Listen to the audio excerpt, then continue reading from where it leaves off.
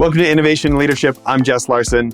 Back with a favorite co-host, Dr. Greg Bailey. If you're not familiar with Greg, which you should be because we get to have him on the show enough times, but very successful in many fields, including biotech investing.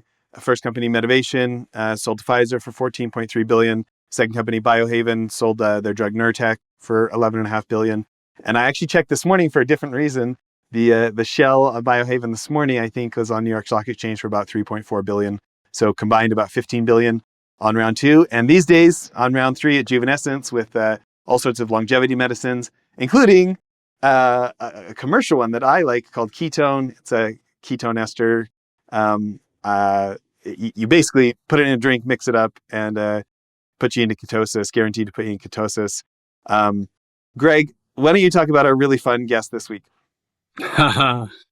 It's my pleasure to introduce Annie to our audience for a number of reasons. The fact that she's such a great athlete, how she got here, her perspective on how things are changing in the world of sailing, which has been predominantly, rich white guy sport. And now hopefully it's diversifying away from that and the great opportunities and hopefully being an inspiration to young women globally, for what she's achieved. So Annie, thank you for joining us. Yeah, thank you for having me. Happy to be here. How did your journey begin? My journey in sailing is kind of very similar to everybody's story, I suppose. I was pressure from my parents. So, my parents, or my dad, sailing's been in my family for multiple generations. In actually in a very interesting way, my grandmother was the first female skipper on our local lake. Wow. So, legacy piece, I guess. I grew up kind of knowing how to push boundaries and that sort of thing. But yeah, I got started in a small lake and then worked my way to international level, did well on the international level. What did you do in the international level? Pardon? What did you do in the international level? On the international scene, in Optimist, which is the first boat you start off in, it kind of looks like this bathtub type boat. I was lucky enough to qualify for Worlds, which is, on the X amount of people who, I think it's the top 6 at the qualifying regatta, no matter girls, boys, whatever, gets to go to Worlds. So I was the only female out of the 6 that was able to go to Worlds when I was young. I think I was about 11 then. Wow. And then since then, I've been went to the Youth Worlds twice. I got second at the Youth Worlds in a laser radio, which is a slightly bigger boat. And then I went into the college and university scene of sailing, where I always say learned how to become a champion there. So I had quite good success there. Went on to go to the Olympics in 2016, and now I'm on the Northstar SailGP team. Happy to be representing Canada. Hear, hear. That's interesting. What point did they separate you in genders? I know they separate you at the Olympics. Did you separate earlier? Because you were competing with the boys right up until a certain age. Yeah. It's a really great question. In Optimist, you're never separated, but there was always a prize for being the first female.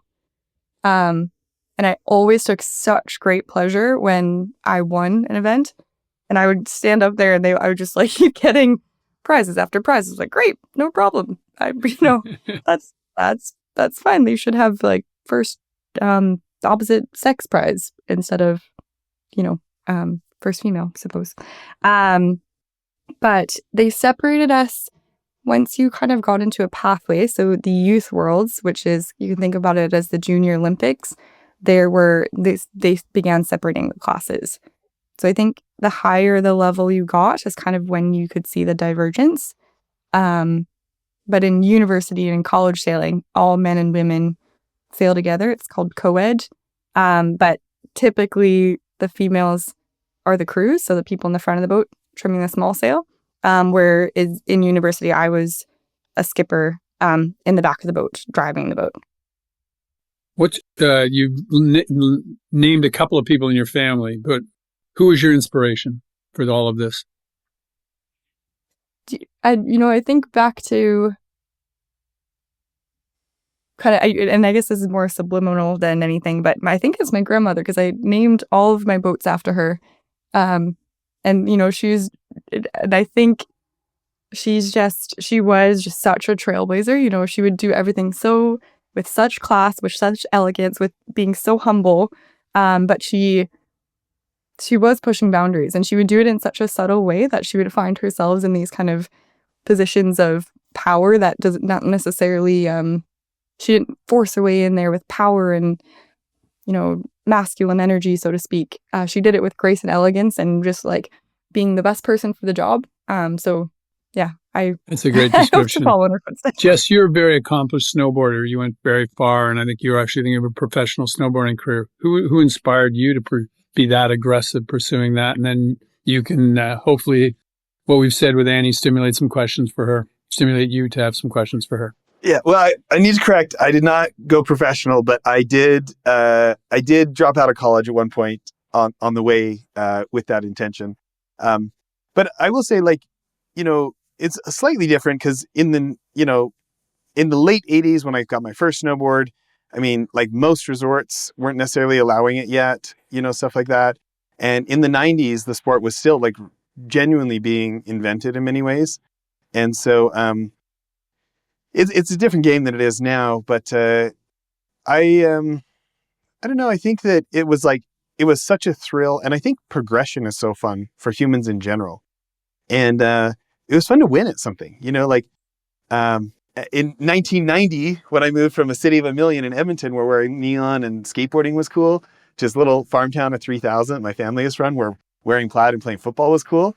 All of a sudden, I wasn't one of the cool kids, And when snowboarding came around, it was a chance for me to really excel at something, and we really felt like we were a part of something that hadn't really existed in that way, and so like.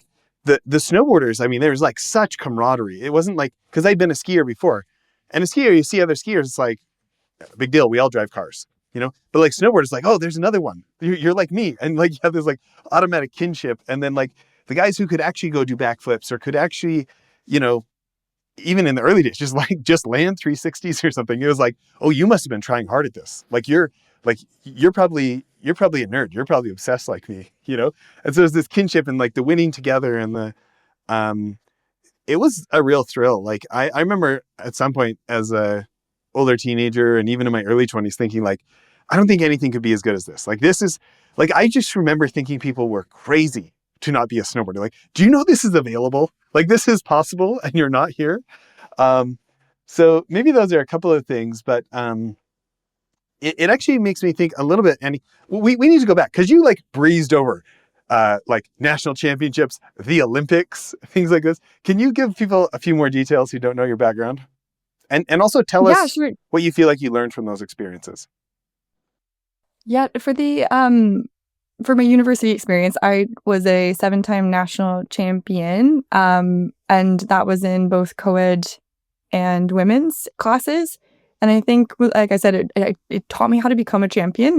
A lot of my successes in previous and youth sailing, I like to say I choked because I did, but I didn't quite have I wasn't a closer. I had the whole event, and then I would do something silly, make a mistake in the last couple of races, and I just didn't really have the mental composure to put an event together holistically. So I think in university, I've finally found kind of the proper rhythm. I had a really great coach, a really great mental coach to kind of work on, my sailing ability was always there. It's the mental side where I was a little bit weak. So I think he really helped me develop a winning mentality of, having the presence to believe in yourself that you can close and just, really have a clear mind and kind of start to execute that and execute the game plan, keeping it simple. Was kind of how in university, my mantra. Can you talk about your mental self-talk when it's like you're in national championships, you're at the Olympics, you're places like this, you've worked your whole life for it. There's so many people watching and cheering, and they're mixed emotions and these kind of things. And how you deal with decisions, like make it or break it decisions when you're facing the unknown? Yeah. For me, I always think of this back to this quote of pressure is a privilege, which it really is. You put yourself in that position, you put yourself in that position to win. And if you think about it like I'm in this position because I deserve to be here. I've put in the work. I have visualized this. I've visualized being here. I've visualized being in contention to win a gold medal, and I deserve to be here. Like there's no imposter syndrome. There's no second guessing yourself. You have the utmost confidence that you're in the position you are because you worked hard to be there. And yeah, it's all about just executing what you know how to do. So it's not anything different. You don't have to make a drastic decision to kind of cross the finish line first. You know that you were put there because of the hard work and all of the effort that you've in the background to get there. Is there anything you tell yourself, like, again, I didn't reach the level of my sport that you reached at yours, but like for me, I would say like when I was about to drop the biggest cliff I've ever dropped, or going to try to do backflip with spins and stuff, I just like do a countdown to myself. I say 3, 2, 1, and then I go and I try to stop thinking, kind of like that, like Zen mind Yes. or Mushin or whatever, of like just stop thinking and go. I have to let my prep take over here, and I'm done thinking. Like, is there anything you actually say to yourself? Are there any words that you say? Is there anything like that? I usually say be brave to myself, honestly. Like especially if I'm doing something new that's scary. The first time I stepped on the F50, which is the SailGP boat, it was I was confident in the person who I was, and I was confident in my background, and I was confident in my sailing ability, but it's just something so crazy and so new that I think my mantra for initially is be brave. Just like, be brave, just try it. You never know where you'll end up. But I think in the end,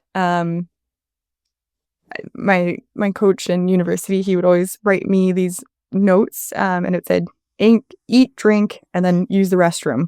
So it's all the same. And I often do have that mantra when I'm kind of in the the blank state, so to speak, of just going through muscle memory and just trying to perform to your highest ability.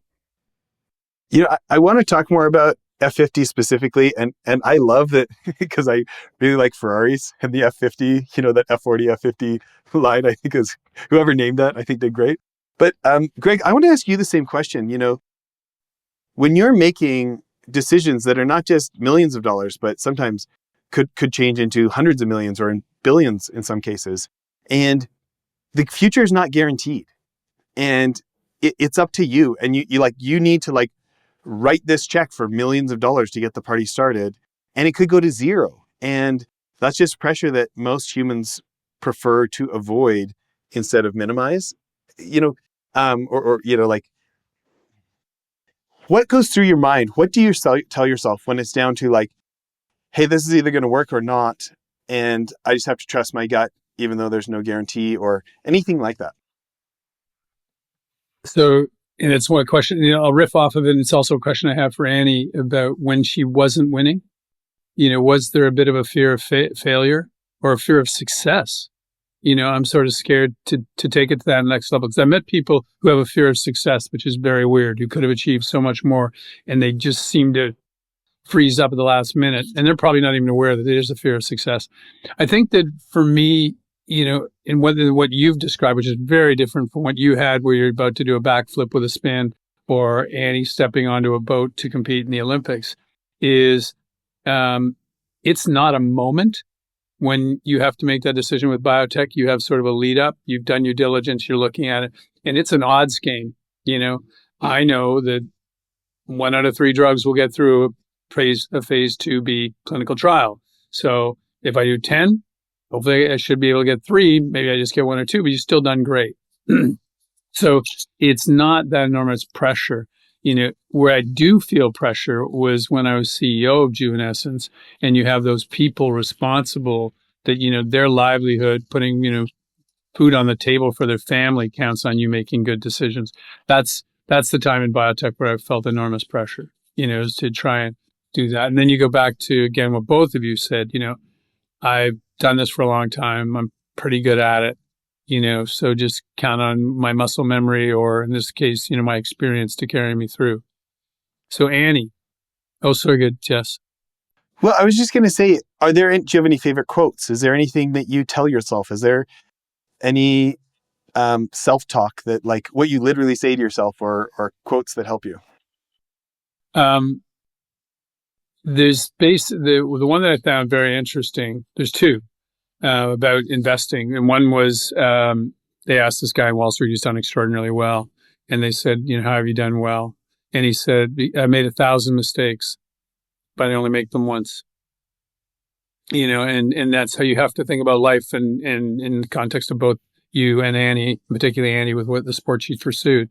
And the other one was, the reason I've been incredibly successful is because I'm in right 51% of the time. So jumping to Annie on whether,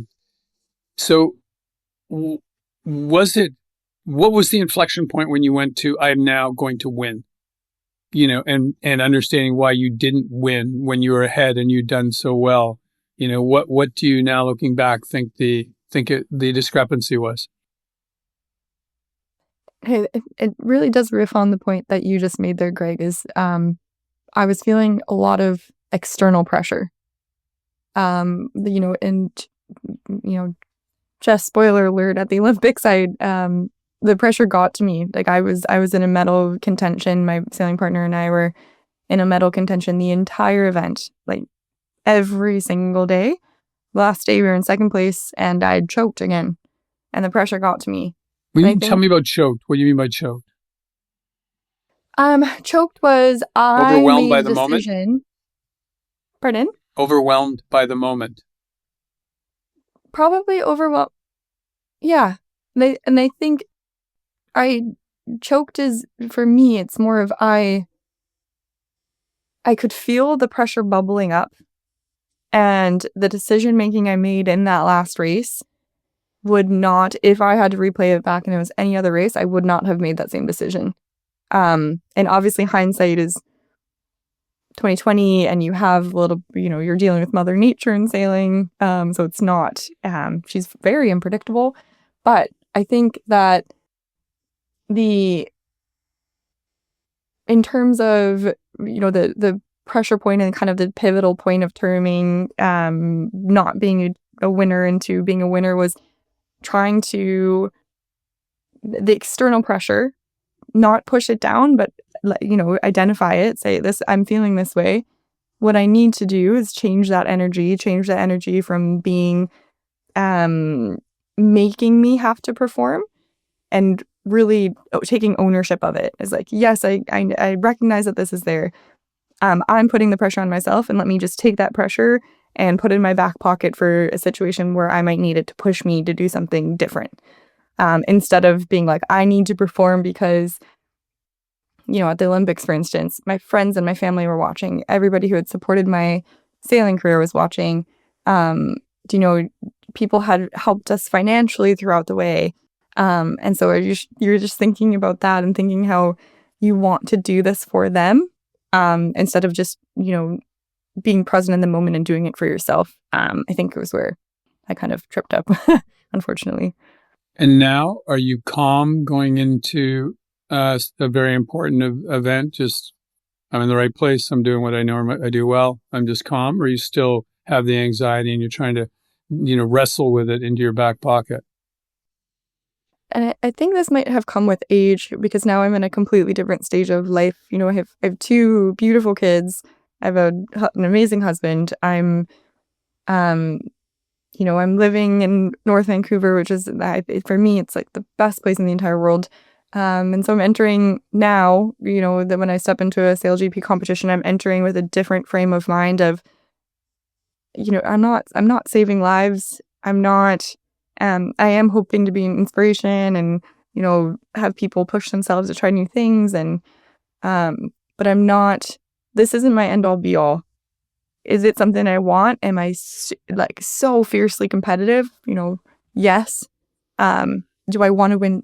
I want to win so badly. But this isn't my end all be all. Like, I'm going to be after you kind I of get to fall go off the home. cliff, you're like, oh, I'm going to be okay. It doesn't go my way. So yes, I am much more calm now. Jess, where are you taking this? Yeah, Annie, so my two daughters are 20 and 17 and have not just stuck to girls' sports, if there's such a thing. Okay. And they haven't, besides like being like forced into snowboarding and surfing with their dad, which hopefully they liked. But, my oldest daughter chose rugby. My younger daughter actually went really far with wrestling. And I would love to talk more about overcoming the bigger disappointments. I in my 20s I had become a millionaire and then lost it all, and it was just like devastating to me, including so many people that had trusted me and invested in the same thing I was investing in, and then made it back and did it over again and lost it all for the second time. And I mean, I basically sat in my basement depressed, pretending to work for like 6 months. And I mean, Yep. it was like, how could I have done that again? The first time was so painful. And it was I wish I could say I just bounced back, but I didn't, I would, eventually I got there and, run companies now, but I would love, if you don't mind, like, especially talking, like, I'm selfish, talking to my own daughters as they come against the, big disappointments in life and need to pick themselves up, or really any of us. Yeah, I mean, same, Jess, honestly. After the Olympics, I was like, I quit sailing. I was like, I am done with this. I'm going to put my, my competitive energy towards something else. Like I quit. I'm done. And I think, it's Olympics is a challenging one because you're working 4 years to one event. And that was, every world championship. We medaled at, all the World Cup events. That doesn't matter to me. It was the Olympics. And so you come off this cliff kind of similar to what you did and you just crash. But I think about, I guess, two different quotes. One of them is either you win or you learn, is now kind of, it was still a mantra that I had. But I suppose that did not apply for the games. But it's true though, right? Like Greg spoke earlier, I tried to only make a mistake once. And it's not a mistake, it's an opportunity to learn. And then you can think about that of like building tools in your toolbox, that sort of way. But I do think you learn more about yourself when you lose than when you win. You learn about how resilient you are, you learn about how you digest information, how you take feedback, how you take opportunities to learn. And instead of maybe just, thriving in the win and, balancing your ego and keeping your ego in check, it's more about what do you do with that loss? Do you take it as an opportunity? Or do you kind of, you get a little bit fall off the cliff? And I have been there. I've fallen off that cliff hard. And it's hard to get back up, right? Like the mental resiliency you need to try again, and be okay to fail again, I think is something that I now I'm in a mental spot to do, but after the games I for sure was not. So I would just love to know, I think about when I had lost it all for the second time and I got a sales job, and then I got a tax bill from the previous year that was more than my entire income for the next year, and just going like, oh crap, and just feeling like life sucks. I would love to know what that was like for you, of like deciding this wasn't my last great thing I tried in life and picking yourself back up, and what that process was like, and advice to others who are maybe doing that right now. Yeah, I think for me it was I kept thinking I'm not defined, my entire identity is not sailing. I have much more to offer to the world. I'm smart, I can give back, I can I have a lovely support system. But I will say that getting back into sailing, it was very much, I needed to find the love of the sport again. And I needed to find passion. I have my sailing passion, and I have the passion to win. And those two, I just happen to be good at sailing. So they kind of they comboed, I suppose. But I do think it was all about finding the joy again of getting back into the sport. And for me, that ended up getting adrenaline by finding adrenaline in the sport. So, the boats that I used to sail were, I call them slow boats now, but, they're much more technical. They're very tweaky boats. They require a lot of finesse. And I went from that type of sailing to sailing where you ripping along at 60K an hour and then you just crash and completely explode. And I was like, that's more fun for me. So I think, from an advice standpoint, when you're trying to get yourself out of the hole, is just find things that give you joy initially. And you can build up kind of your mental fortitude from that. It's like, oh yeah, I'm starting to feel like myself again. Like, let me try new things. Let me branch out. Let me diversify kind of what I'm doing. Really helped me get out of the hole. Well, I think my favorite thing there is when you said you got the adrenaline, and like, it's almost like choosing, for me, it was almost like choosing to be alive again. I'm going to choose to be alive again. That was my version. Greg, I know you've had major downs because everyone who's had the kind of ups you had has had downs to get there. I would love to ask the same question. When you think about something that hit you the hardest in life and what you told yourself and how you picked yourself back up. I had a similar episode where I got stuck with a tax bill that was, ridiculous at the time, and I think that something combined what both of you said, don't let it define you. That's not going to be my defining moment.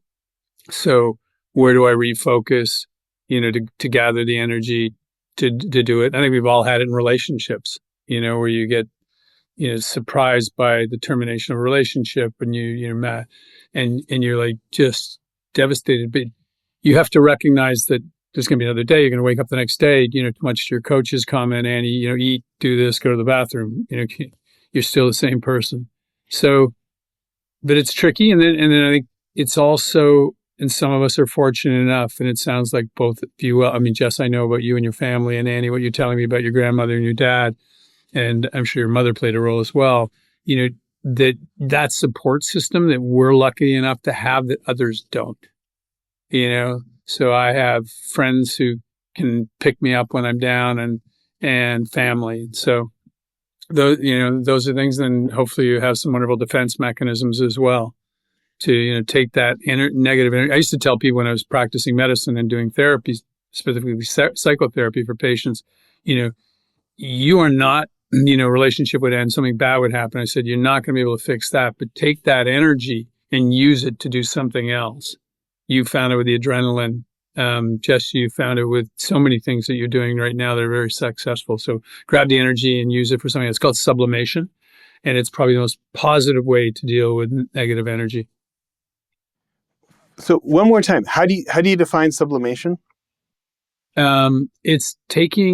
It's a defense mechanism where you take energy to push yourself to do something else. Learn French, learn to sail, get off the couch and go to the gym. So I'm down, but I use it to go. And then there's some really weird ones like reaction formation. And there's obviously depression where they take it and you let it pull you down. So reaction formation is where you take the energy and you do the opposite of what you're feeling is right. Not a good one. Wow. Well, I appreciate you guys sharing that. I think we all have our little disappointments in life, and it doesn't have to be a major disappointment for those advice you guys have given to be helpful. I want to go the other direction, though, again, I love that your boat is called an F50 because you guys are you're doing 0 to 60 miles an hour so fast. Can you talk about not just the mental, but also the physical and the health required for this level of performance, Annie? Yeah, it is like no other boat that I've sailed, in the sense that my position on the boat, I'm either on the very back of the boat. Basically, I like to say telling the boys what to do, but helping navigate around the race course in the most efficient way. So what's your helping title? pick out a strategist. Yeah, so that's a great way to put it. It's just kind of helping strategize the best way around the race course. So that's one side of the coin is I'm very much, I'm doing a lot of button pressing and looking around. There is a lot of balance and stability involved in that. So a lot of my gym program is involved in making sure that I'm building up lateral movement specifically muscles. But the other side of that coin is when it's light, usually there's 6 people on the boat, but the people who are running the races will sometimes mandate that it's 4 people on the boat. And when it changes from 6 people to 4 people on the boat, I go into the grinder position, which is in the very front of the boat, and it's basically the powerhouse. So you can think about it kind of as the hamster wheel, someone that's, trying to basically trim the sail in by just the pure power that you're able to put to the handles. And I'm taking the place of a Dries, who I think you guys had on the podcast earlier, who's 6'4" and 96 kilos, and I'm 57. So I'm stepping into his shoes there. So it's like from a physical standpoint, I really enjoy it because I enjoy being in the pain cave a little bit. But it is a big physical exertion up there. It's like world-class athletes just to do the grinders. They get the Olympic, apparently canoeists are great because of the motion that they get is perfect for the grinding. And in the America's Cup, it's cycling, so you get literally world-class cyclists to generate the power. Yeah, I was going to say, Greg, what kind of questions does that bring up for you? You're such a health and wellness and longevity and human condition specialist. Yeah, why don't you share with people in general, but also women specifically, what they should think about with nutrition and fitness? Yeah, for me, I have tried. My husband and I are both very into fitness, and so I've tried basically all the diets out there, and it's so interesting what works for his body but versus what works for mine. So I think specifically I tried I'm not sure if you guys have heard of the warrior diet or intermittent fasting. For me, that did not work for peak performance. And I'm not sure if Greg, I'm sure you can speak to the reasons why, but I'm just kind of listening and understanding my output in the gym, and that did not seem to work for me. I've tried to put myself into ketosis, and my keto flu of the dip of getting into ketosis was super, super, super challenging. We got the insulin measuring continuous things for a glucose little monitoring. Bit. Yes. So we've done that. And my response to carbs versus his response to carbs was so different. And so I guess in terms of what I've been doing for health and wellness in that space, I've tried a lot. And oftentimes it's super interesting to, I've now found a routine from a nutrition standpoint that I feel really comfortable with. And it's a lot. It's, I always like eat a lot of greens, eat an appropriate amount, and not too many processed things. It's kind of the mantra that I follow right now. But I think, sailing is a unique sport in the sense that I have to be as strong as I possibly can, but there is a weight limit to the boat. And so I am trying to maintain gaining too much muscle versus being in a specific weight kind of niche for my spot on the boat. So, the Dries can be 100 kilos, but when I'm on the boat, I have a very small weight range that I have to be in. So making sure that I'm putting on lean muscle mass is kind of where I like to focus my energy in the gym, at least. And what does that entail for fitness? What do you do to maintain lean muscle mass? It's changed over time. When I was younger, so now I'm 35. When I was younger, I found that I would do quite a bit of mix of cardio and weight work. But now that I'm older, I'm actually finding that weight work helps more than cardio. I like cardio for my sanity. And going out for runs and trail runs and biking. But I think for just in terms of lean mass, I think doing max exertion on weight training seems to work best for my body from a weightlifting perspective and lean mass perspective. There's a fascinating study on exercise that came out, and it said women who work out in the morning lose weight. Women who work out in the afternoon gain lean muscle. So the optimum time for a woman to work out because of hormones. And men, it's different. It's not hormonal, but working out in the afternoon, you get doing exactly the same exercise. You get a better result than if you do it in the morning for men as well. But it's not as clear cut with losing weight and lean muscle that it is for women. So yeah, it is. It's interesting, and I'm very intrigued to hear you say you have to sort of trial and error to find the right diet, because we are so different in how we process carbs, so different in how we, your body weight versus your husband. I'm sure there's a significant discrepancy. So all of those things, and how much protein he needs versus how much protein you need. So good on you for finding the right path forward.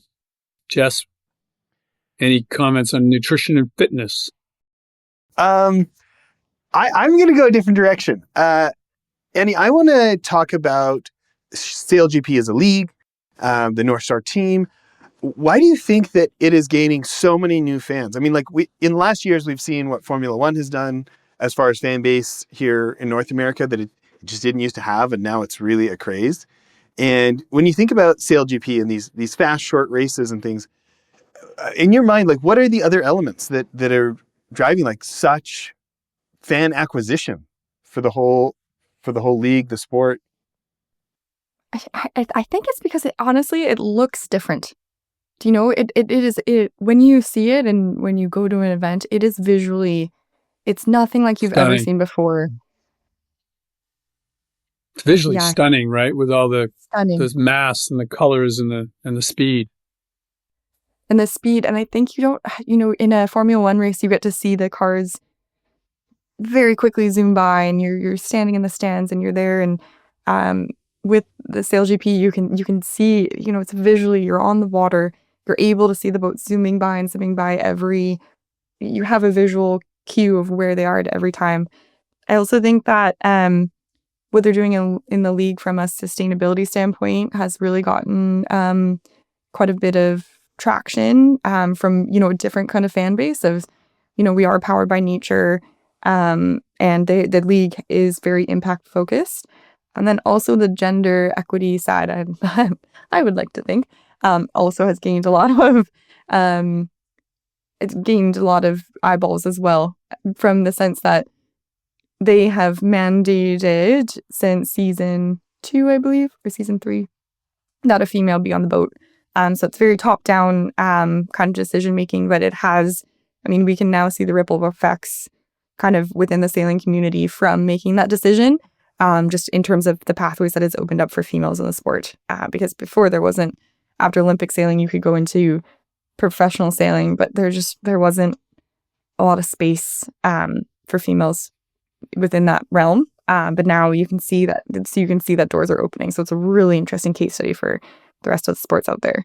Brazil has a female driver. Yes. And she is, pardon my French, but she's a badass. If you think of anyone for the job in Brazil, it's her.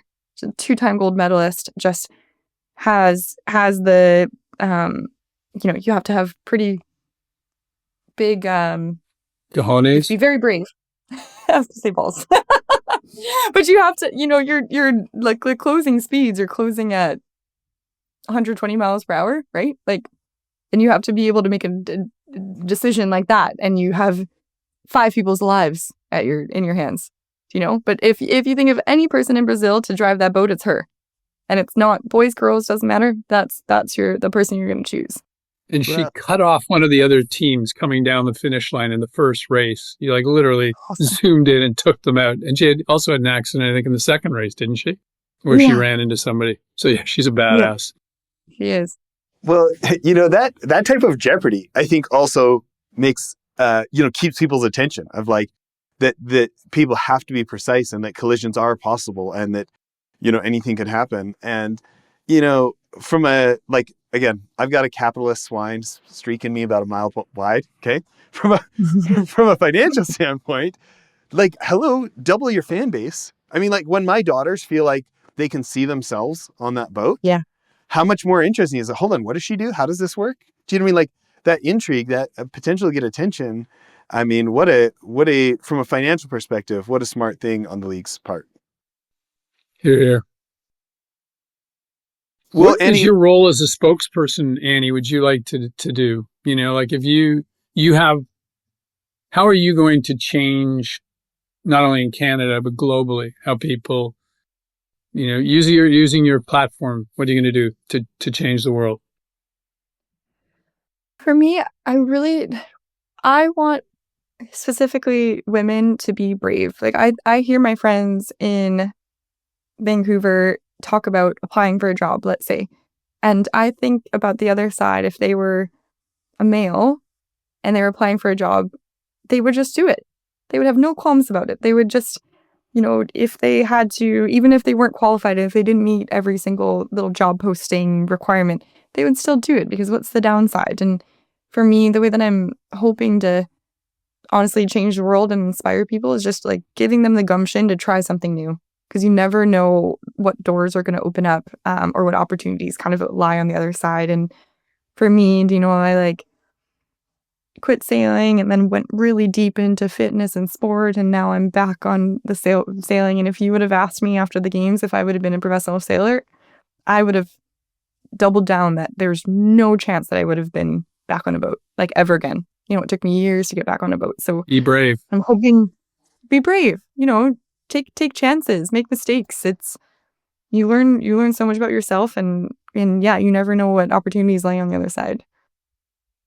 What's the most fun thing about being on a SailGP boat, like these F50's and part of the league and the competition and the global aspects? Like what are a handful of like the most fun parts of your life with this side of the...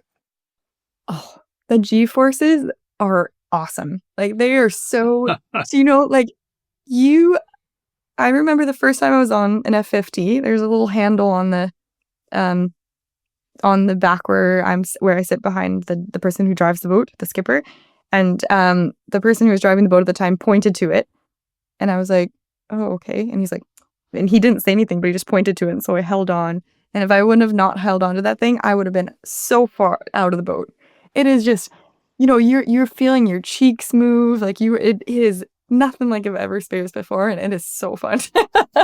So I really enjoyed that. And then I also the camaraderie component. Our teams like, I grew up with brothers, so I think I'm quite good at, dealing with boys. I call them boys. They're men. But I think sometimes, yes, very fair. But I think I really do enjoy the camaraderie aspect of it too. So I think, the adrenaline, the G-forces, the closing speeds, the danger, I guess. And then also the camaraderie side of what it's like to work with a larger team. You want to go on the boat, don't you, Jess? I really want to go on the boat. Are you kidding? I finally went skydiving for my 40th birthday present to myself, and I thought, why did I wait so long? Yeah, I really want to get on one of those boats. Greg, I mean, you're newer to ownership. What do you think is going to be the most fun about your involvement in the sport? One of the great delights in my life is if you can help people realize their potential, if you can create you can use any platform to deliver a message.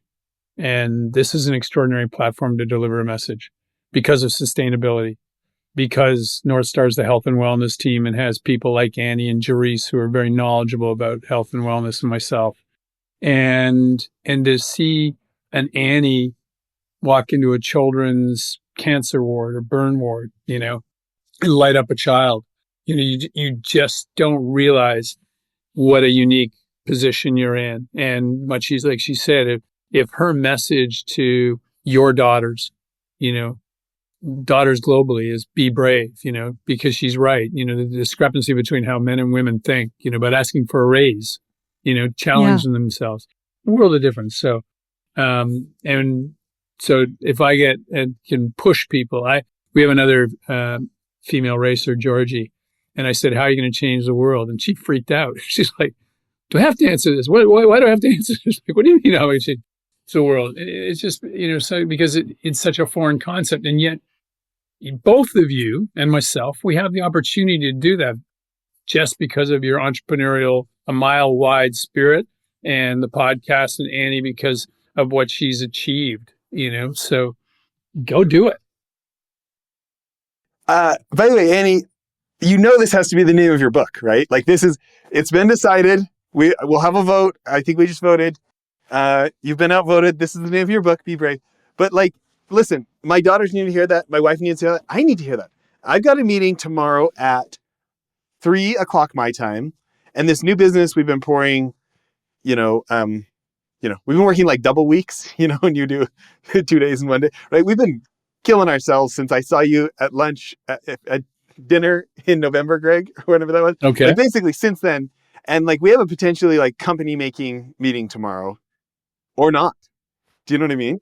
And Wow. I'm feeling the pressure, and I've got 7 co-founders, and we've got investors, and we've got, everybody's families and whatever. And if we don't make it, we'll be fine. We'll, I'll cry my milk for 20 minutes and then we'll go find somebody else, but it's I need that too. I'm just be brave, take a deep breath, and then just, I think one of my favorite sayings ever was from Michael Jordan. Some reporter was saying something like, what makes you nervous playing basketball? He's like, well, I don't really get nervous. He's like, sure, I have some anxiety, but he's like, I know I put in the work. So I don't need to be nervous. I know I put in the work, and kind of whatever's going to happen is going to happen. But I don't have to be nervous. I know what I'm doing, and I'm going into this prepared. And I probably wish I had even more preparation before my meeting tomorrow, but I'm going to tell myself, I get out of the car and I'm going to tell myself, it sounds so simple, but I think because of the context you gave us, those 2 words mean more to me right now than they did before we started this interview. So thank you. Well, thank you. Very cool. Annie, what do you want to leave us with today? I think, well, yeah, I'm excited to get out there, make mistakes, and find out, what their next chapter looks like. It doesn't necessarily, and if it doesn't work, you can open up another door and take a different step and change a different trajectory. So yeah, I'm excited to see what you want to be brave about, today. Just take a chance. Why not? Is your grandmother still alive? No, she's passed away. She must have been very proud of you. Yeah, she and I held a very special bond. I really, she is amazing. I think about her a lot. P.S. We have to know her name.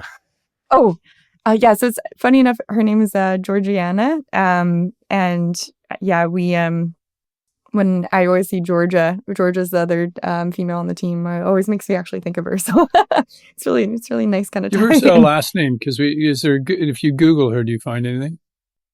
I don't know if you do, but I do know that there's a photo of her, the first, and I'll try to find it for you guys, but it's her just looking so, so What's the last name? Elegant and strong. Her last name's Haeger, so same as my last name. Yeah. Brilliant. I love it.